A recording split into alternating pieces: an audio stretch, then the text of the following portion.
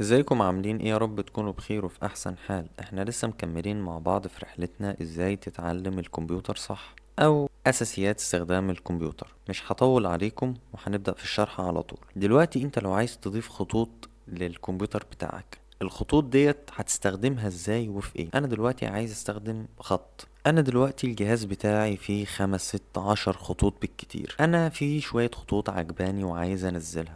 يعني خطوط مثلا، يعني انا لو جيت عملت كده، عملت مثلا نوت باد وجيت هنا مثلا كتبت اي حاجة، مثلا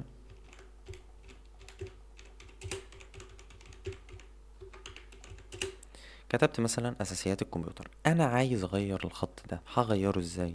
انا طبعا لو ما عنديش خط كتير في الجهاز مش هعرف اغير فيهم او هيبقى شكلهم بايخ. انا مثلا عايز اغير الخط بتاعي وليكن كده او كده مثلا. هتعملها ازاي دي؟ هنيجي على الاختيار التالت ده ونيجي على تاني واحدة. زي ما انت شايف ظهر لنا هنا انواع خطوط كتير جدا جدا جدا جدا، لان انا منزل اكتر من 7000 خط. هنفضل ندور هنا في الخطوط اللي احنا عايزينها مثلا، وليكن مثلا الخط ده، وهنضغط اوكي. هنا ما اتغيرش. لكن لو جينا مثلا نكتب بالانجليزي، شايف الخط اتغير ازاي معانا؟ انا لو جيت تاني اغير الخط لاي خط انا عايزه، لو ضغطت على ده مثلا، شوف الخط اتغير ازاي.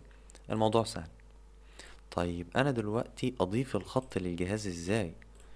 هو كده معانا في الفولدر بس لسه منضافش للخط الاساسي بتاع الجهاز. هنعملها ازاي؟ انت مثلا نزلت من جوجل الخط ده وحطيته في فولدر، زي ما انت شايف، زي ما قلتلك، زي ما انت عارف طبعا. اضيف الخط ده للجهاز ازاي؟ تابع معايا. اول حاجة هنعملها، هندخل على الفولدر اللي فيه الخط وهنحدد كنترول A وكنترول C. بعد كده هنروح على this PC، وبعد كده هنروح على بارتيشن السي اللي فيه الويندوز، وبعد كده هنروح على كلمة ويندوز، وبعد كده هنروح على كلمة فونت. فتح لنا زي ما انتوا شايفين الخطوط دي. هضيف الخط بقى بتاعي اللي انا نزلته من جوجل ازاي؟ هضغط على كنترول وحرف الفي. هو دلوقتي بيقول لي الخط موجود بس اعمل له استبدال، علشان طبعا انا كنت ضايفه قبل كده. لكن انت علشان اول مرة تنزل الخط، بمجرد ما هتضيفه هنا هينزل معاك. ولو طبعا جابلك استبدال هتقول له يس، طبعا هيستبدل معاك. لو جابلك الرسالة دي تاني هتضغط على الاختيار ده وهتقول له يس، هيفضل بقى يعمل استبدال وهياخد شوية وقت. احنا طبعا هنلغيه علشان هو كده كده عندي يعني. وبعد الخط ما ينضاف معاك هتروح تحدد الخط ده وتيجي حذفه علشان خلاص بقى كده ملهوش لازمة. ميزة الخط ده انك تقدر تستخدمه في اي حاجة. لو انت ان شاء الله يعني هتاخد كورس تصميم، او بتاخد يعني كورس وورد، الحاجات ديت هتفرق معاك. يعني انت كده كده لما تحب تغير الخط هتبقى فاهم بتغيره ازاي. نيجي بعد كده هنروح على كنترول بانل. لو مش موجودة عندك هنا، يعني لو ما لقيتهاش ظاهرة هنا، هتيجي تحت هنا في السيرش وهتكتب كنترول بانل. اول ما تكتب اول حرفين منها هتظهر لك هنا زي ما انت شايف، هتضغط عليها ضغطة واحدة هتفتح لنا الواجهة ديت زي ما انتوا شايفين كده. هنروح بعد كده على الاختيار اللي انا معلم عليه ده، هنضغط عليه ضغطة واحدة هيفتح لنا زي ما انتوا شايفين الحاجات دي. في بقى حاجة هنا انا مش عارف هي مهمة ليك او لا. دلوقتي انت لو جيت تفتح اي برنامج وليكن مثلا زيز بي سي، لو ضغطت ضغطتين هيفتح معاك. طيب انت لو عايز تفتحه من ضغطة واحدة، هتعلم على الاختيار ده. لو علمنا على الاختيار ده وضغطنا ابلاي، شوف هي ضغطة واحدة، بمجرد ما ضغطت عليها فتح معانا. يعني انت دلوقتي بدل ما تضغط على الحاجة مرتين، هي مرة واحدة بس هيفتح معاك زي ما انت شايف اهو. ضغطة واحدة اهي، زي ما انت شايف فتح معانا. طيب لو لغيناها وجينا ضغطنا ضغطة، مش هيفتح معانا، لازم ضغطتين يفتح معاك. فانت لو حابب تعملها انك لما تيجي تفتح اي برنامج تضغط عليه ضغطة واحدة، هتعلم على الاختيار ده وبعد كده هتقوله ابلاي. يبقى كده ضغطة واحدة هيفتح معاك بكل سهولة. انا طبعا هخليها ضغطتين، انا شايف ان هي كويسة، لكن في ناس ممكن تفضل ان هي تضغط ضغطة واحدة يفتح لها البرنامج او الفولدر او اي حاجة هي عايزاها. لكن انا طبعا بفضل الضغطتين او الدبل كليك. دلوقتي هنروح على حاجة تانية، هنفتح برضو كنترول بانل. زي ما قلت لك هتكتب اول حرفين منها هتظهر لك، هتضغط على كنترول بانل زي ما ظهرت لك، هتفتح لنا برضو الحاجات دي. هنروح على حاجة اسمها باور زي ما انت شايف كده، هنضغط عليها ضغطة هتفتح لنا الحاجات دي. دلوقتي لو عايز الجهاز بتاعك يديك اداء كويس جدا، انت هتعلم على الاختيار ده. طبعا انت هتلاقيها متعلمة على الاختيار ده، فانت هتخليها على الهاي اللي هي الاختيار التاني، وهتسيبه على كده، مش هتعمل حاجة تاني. ده هيديك افضل اداء للجهاز بتاعك. واحنا في نفس الصفحة مش هنخرج منها، هنروح على اخر اختيار.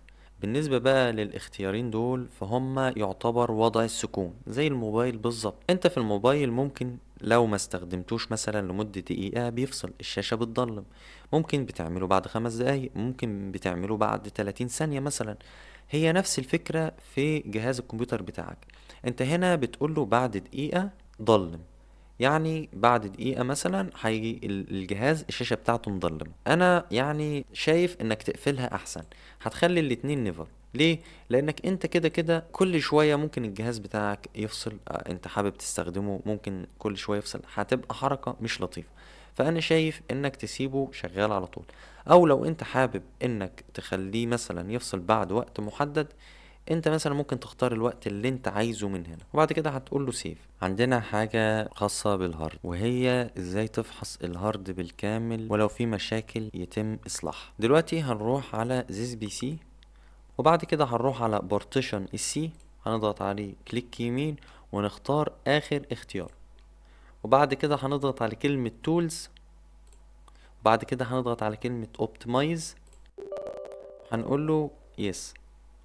هيفتح لنا طبعا زي ما انتم شايفين البرنامج ده. البرنامج ده خاص بالاوبتمايزيشن. عايز اقول لك على حاجه، هو مش هيجيب لك البرنامج ده لان البرنامج ده انا مسطبه عندي، هو هيجيب لك الاوبتمايز وهتضغط على الكلمه دي. يعني اول ما هتضغط هنا هتضغط على الكلمه دي، فانت بمجرد ما هتضغط على الكلمه ديت زي ما انت شايف هيبتدي يعمل لك اسكان للهارد بتاعك ويشوف المشاكل ويحلها. فطبعا انت هتضغط وهتستنى لما يخلص تحميل، هو طبعا ممكن ياخد وقت على حسب المشاكل اللي موجوده. وبعد ما يخلص طبعا هتشوف هيجيب لنا ايه. زي ما انت شايف هو خلص وقال لك ايه، قال لك الهيلث جود، يعني انت الهارد بتاعك كويس مفيهوش اي مشاكل. فاحنا هنطلع من الحاجات ديت وهنضغط على البارتيشن التاني اللي هو الدي، هنضغط كليك يمين وبعد كده هنضغط على اخر اختيار، وبعد كده هنضغط على تولز، وبعد كده هنضغط على الاوبتمايز. هيجيب لنا برضو نفس الرسالة، هنضغط على يس، ونفس الفكرة هنضغط على الاختيار ده زي ما هيظهر عندك. هو طبعا مش هيظهر لك بنفس الشكل علشان ده برنامج، بمجرد ما هتضغط هيبدأ يعمل لك سكان وفي الاخر هيقول لك جود. فحد دلوقتي يسألني يقول لي ده فايدته ايه، هقول لك ده فايدته انه بينظم الهارد بتاعك ولو في مشاكل بيحلها.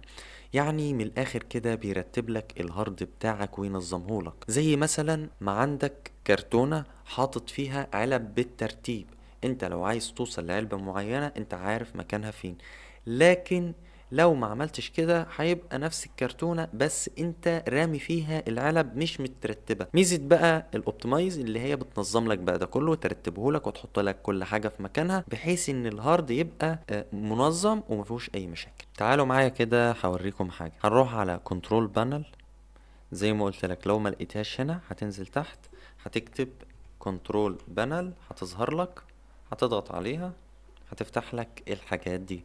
هنروح على كيبورد، هيفتح لنا زي ما انت شايف الحاجات دي. احنا دلوقتي ايه اللي يهمنا؟ اخر حاجة تحت، شايف الخط اللي بيتحرك ده؟ شايف بيتحرك ازاي؟ هو دلوقتي يعني كويس، لا هو بطيء ولا هو سريع. انا دلوقتي لو عايزه يتحرك ببطء هعمل ايه؟ هسحب ده كده واروح بيه على الشمال شوية وهضغط على كلمة ابلاي، شوف ايه اللي بيحصل، بقى بطيء شوية. طب لو عايز اخليه بطيء خالص هنروح برضو على الشمال وهنضغط على كلمة ابلاي، شوف ايه اللي بيحصل، بقى بطيء جدا. طب لو عايز اخليه سريع جدا هسحب كده واروح على اليمين وهضغط ابلاي. شوف ايه اللي بيحصل. طب لو عايز اخليه سريع خالص، شوف ايه اللي بيحصل. فدلوقتي انت لو حابب يعني تخليه سريع هتسحب على اليمين، لو عايز تخليه بطيء هتسحب على الشمال. هتقول لي طيب ايه ميزته؟ هقول لك ولا اي حاجه، دي حاجه كده يعني. انت لو حابب تخليه بطيء او تخليه سريع زي ما تحب. يعني مثلا بتكتب اي حاجه وشايف انه حركته السريعه مزعجه ليك، ممكن تخليه بطيء. لو حابب انه يبقى سريع ممكن، يعني على حسب بقى استخدامك، واكيد انت فهمت. زي ما احنا في كنترول بانل مش هنخرج، هنروح على الماوس. طبعا احنا شرحنا ده قبل كده. هنروح على الاختيار التالت، ونفس الفكرة بتاعت الكيبورد بالظبط. عايزين نخليه سريع، هنسحب على اليمين كده وهنضغط ابلاي. شوف ايه اللي بيحصل، بقى سريع كده. طب لو عايزين نخليه بطيء هنسحب على الشمال. شايف البطء. طب لو سحبناه على الشمال كمان، شايف بقى بطيء جدا. طيب لو خليناه هنا مثلا على الاخر، شايف السرعة. فزي ما تحب انت بقى بتظبطه هنا على حسب استخدامك انت، وزي ما تحب انت. لو نزلنا تحت كده وجينا على الاختيار ده، هو معمول عليه ديسيبل. طيب لو جينا كده نعمله انيبل هنشوف ايه الدنيا. شايف اللي بيحصل. شايف ايه اللي بيحصل في الماوس. طيب لو خليناها مثلا اقل. طيب لو خليناها اقل، شايف هتلاقيه اختفى. انت فاهم الفكرة هنا؟ انك لما بتزود الماوس بيزيد، فاهم؟ لما بتحرك الحركة بتزيد معاه. يعني كل ما بتزود كل ما بيزيد، بيبقى فيه ماوسات كتير بتظهر مع كده، اللي هو نظام ايه، تكرار كتير كده. طيب انت شايف ايه؟ انا شايف ان انت لو حاببها خليها، لو مش محتاجها شيلها. فانا طبعا مش محتاجة، هنشيلها وهنعمل ابلاي وهنعمل اوكي. هنيجي بعد كده على حاجة مهمة. انا عندي فولدر، الفولدر ده فيه حاجات مهمة جدا جدا جدا، ومش عايز حد نهائي يشوفها غيري. اخفي ازاي الملف ده من على الجهاز؟ تابع معايا. انا دلوقتي عندي الملف ده زي ما قلت لك فيه حاجات مهمة وعايز اخفيها. هضغط على الملف كليك يمين، بعد كده هنزل على اخر اختيار واضغط. هتفتح لي زي ما انت شايف شوية حاجات كده. انا كل اللي يهمني ان انا اعلم على الاختيار ده، زي ما انت شايف هعلم عليه كده وهضغط على اوكي. هتظهر لي الرسالة دي، مش هعمل فيها اي حاجة غير اني هضغط على اوكي بس. انت دلوقتي هتقولي بس ايه، الملف لسه قدامي اهو. هقول لك تابع معايا ما تستعجلش. هنروح على this PC، وبعد كده هنروح فوق على كلمة view، هنضغط عليها وهنروح على كلمة hidden اهي زي ما انت شايف، وهنشيل العلامة دي. ولو رجعنا هنلاقي الملف بتاعنا اختفى، مش ظاهر. طيب كويس، انا دلوقتي خفيت الفولدر. طيب انا عايز ارجع الفولدر بتاعي زي ما كان بالظبط علشان استخدمه. هنروح على this PC، وبعد كده هنروح على كلمة view، وهنعلم على نفس العلامة اللي احنا علمنا عليها قبل كده، وهنرجع. هنلاقي الملف بتاعنا ظاهر، بس اللي هو مش ظاهر قوي يعني. فعلشان يظهر زي ده كده بالظبط ونرجع نستخدمه عادي، هنضغط على كليك يمين وهنضغط على اخر اختيار، وبعد كده هنشيل العلامة من على هيدن وهنضغط على اوكي وهنضغط على اوكي. زي ما انت شايف الملف بتاعنا ظهر زي ما كان بالظبط. انت دلوقتي عرفت ازاي تخفي الملف وازاي تظهره. لو ما فهمتش تقدر تعيد الشرح تاني مرة واتنين لحد ما تحفظها، وبعد كده تقدر تستخدمها على طول. وبكده يا شباب وصلنا لنهاية حلقتنا الستة، والرحلة قربت تخلص. فأنا أتمنى إن انتوا تكونوا استفدتوا مني بجد، ومش عايز أطول عليكم، وأشوفكم على خير في فيديو جاي إن شاء الله بإذن الله.